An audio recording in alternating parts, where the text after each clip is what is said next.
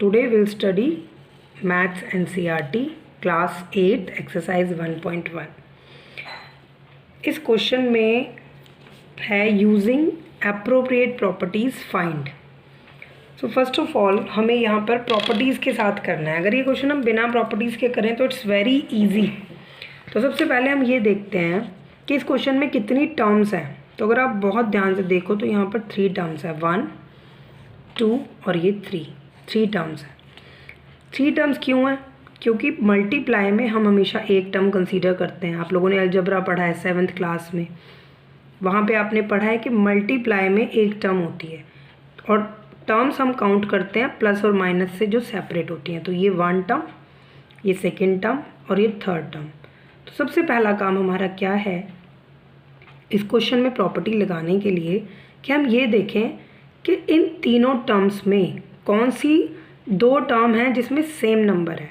तो अगर हम ध्यान से देखें, ये जो फर्स्ट टर्म है और जो लास्ट टर्म है इसमें हमारे पास 3/5 सेम है. तो हम लोग क्या करेंगे, नेक्स्ट स्टेप में हम लोग लिखेंगे -2/3 मल्टीप्लाई 3/5. फिर हम इस पूरी टर्म को विद साइन शिफ्ट करेंगे. तो ये हमारा आ जाएगा सेकंड प्लेस पर -3/5 मल्टीप्लाई 1/6 और इस पूरी टर्म को विद साइन हम शिफ्ट करेंगे लास्ट में. तो ये जो प्रॉपर्टीज़ होती है जिसमें आप लोग पढ़ते हैं कि अगर हम a मल्टीप्लाई b को b मल्टीप्लाई a लिख सकते हैं, तो ये प्रॉपर्टी होती है कॉम्यूटेटिव प्रॉपर्टी. और इसका प्रूफ भी आप लोगों को आता है. कॉम्यूटेटिव प्रॉपर्टी मीन्स अगर हम 2 × 3 करते हैं और 3 × 2 करते हैं तो ये ऑलवेज इक्वल होता है, ये 6 और ये 6.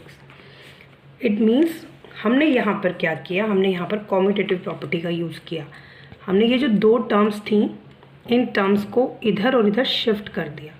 लेकिन यहाँ मैंने जो कॉम्यूटेटिव प्रॉपर्टी आपको बताई है वो मल्टीप्लाई की है और हमने जो कॉम्यूटेटिव प्रॉपर्टी यूज़ की है वो प्लस की है. तो एक ही बात होती है, a + b and b + a. तो ये वाली प्रॉपर्टी हमने यूज़ की है कि अगर हम 2 + 3 करें और 3 + 2 करें तो ये सेम दोनों बार हमें कौन सा आंसर मिलेगा, 5 मिलेगा. तो हम लोग ये यूज़ कर सकते हैं कि हम पूरी टर्म को इधर और उधर कर सकते हैं, हमारे आंसर पे कोई चेंज नहीं आएगा. तो हमें यहाँ पे ब्रैकेट में बताना होगा कि हमने कौन सी प्रॉपर्टी यूज़ की है. हमने यूज़ की है कॉम्यूटेटिव प्रॉपर्टी. अब हमारे पास ये दोनों टर्म एक साथ आ गई हैं जिसमें हमारे पास 3/5 सेम है. तो आप ध्यान से इन चीज़ों को टिक लगा लें कि कौन कौन सी चीज़ सेम है. एक हमारे पास ये टर्म है पूरी और एक हमारे पास ये टर्म है. 3/5 सेम है, इवन माइनस सेम है, दोनों के पास माइनस है. तो हम उन चीज़ों को बाहर निकालते जाएंगे. माइनस निकाला बाहर, 3/5 निकाला, फिर हमने ये मल्टीप्लाई भी बाहर निकाला क्योंकि ये भी दोनों के पास था. फिर हमने ब्रैकेट लगाया. अब ब्रैकेट में बचा क्या, माइनस चला गया, मल्टीप्लाई चला गया, 3/5 चला गया. तो ओनली क्या बचा हमारे पास, 2/3. ये माइनस बाहर चला गया तो हमारे पास क्या बचा, प्लस. ये 3/5 बाहर चला गया, ये मल्टीप्लाई चला गया तो क्या बचेगा, 1/6. और ये लास्ट टर्म हम ऐसे ही लिख सकते हैं. अब आप सोच रहे होंगे कि ये मैम ने माइनस कॉमन लेके प्लस कैसे लिख दिया. तो ये देखो, अगर यहाँ माइनस है और यहाँ पे कोई चीज़ प्लस है तो आप जब ब्रैकेट खोलते हैं तो ये माइनस, ये प्लस, माइनस प्लस माइनस और प्लस का मल्टीप्लिकेशन माइनस होता है. तो यानी कि अगर हम माइनस को कॉमन ले लें बाहर तो क्या बचेगा, प्लस बचेगा. इसीलिए यहाँ पर मैंने क्या रखा है, प्लस रखा है. अब ये प्रॉपर्टी, इस प्रॉपर्टी को हम कहते हैं डिस्ट्रीब्यूटिव प्रॉपर्टी. तो क्वेश्चन था कि यूजिंग प्रॉपर्टीज़, तो हमने 2 प्रॉपर्टी यूज़ कर ली. तो यहाँ पर अब हम इसे सिंपली सॉल्व कर लेंगे according to the rule of BODMAS. 3 और 6 का एलसीएम 6 हो जाएगा. इसको 3 को 6 से डिवाइड करेंगे 2 और ऊपर वाले नंबर से मल्टीप्लाई करेंगे 2 × 2 = 4. 6 को 6 से डिवाइड करेंगे 1, ऊपर से मल्टीप्लाई करेंगे 1 + 5/2. तो यहाँ पे हमारा आंसर आएगा -3/5 × 5/6. इट्स 4 + 1 + 5/2. स्टिल ये दोनों मल्टीप्लाई में है, पहले ये कैलकुलेट होंगे. 5 से 5 कैंसिल, मल्टीप्लिकेशन में हो जाता है. 3 1 ज़ा 3 2 ज़ा, तो ये हमें मिलेगा -1/2, ये हमें मिलेगा 5/2।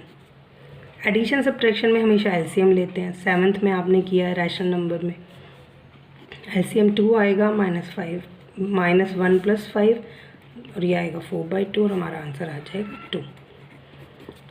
आई होप कि क्वेश्चन क्लियर हो गया होगा, लेकिन हम एक और पार्ट करेंगे। इसका सेकंड पार्ट है सेम बिल्कुल वही चीज़, ये 1 टर्म, ये सेकंड टर्म और ये थर्ड टर्म। तो कौन सी टर्म में हमें सेम नज़र आ रहा है? फर्स्ट और थर्ड में। तो हम क्या करेंगे, ये पूरी टर्म को इधर शिफ्ट कर देंगे और इस पूरी टर्म को इधर शिफ्ट कर देंगे। तो हम कौन सी प्रॉपर्टी का यूज़ करेंगे इसमें? 2/5 - 3/7 -3/7 × 3/5 -1/14। तो ये प्रॉपर्टी क्या होती है? अभी मैंने आपको बताया कॉम्यूटेटिव प्रॉपर्टी होती है।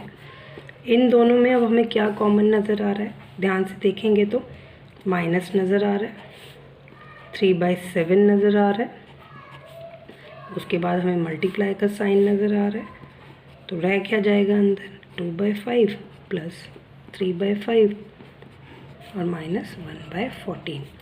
अब ये प्रॉपर्टी कौन सी होती है? अभी आपको मैंने बताया डिस्ट्रीब्यूटिविटी भी लिख सकते हैं हम, डिस्ट्रीब्यूटिव प्रॉपर्टी भी लिख सकते हैं। तो ये हमारा आया -3/7 और ये एलसीएम लेंगे तो 2 + 3 -1/14, -3/7 5/5 -1/14 कैंसिल हो जाएगा। तो -3/7 × 1 - 1/14, पहले मल्टीप्लाई करते हैं तो हमारा आएगा -3/7 -1/14। एलसीएम लेंगे 14, 7 से इसको डिवाइड करेंगे 2, 3 से मल्टीप्लाई करेंगे -6, 14 को 14 से डिवाइड करेंगे 1, ऊपर से मल्टीप्लाई करेंगे we get -7/14 which is equals to -1/2। I hope कि क्लियर हो गया होगा। Thank you.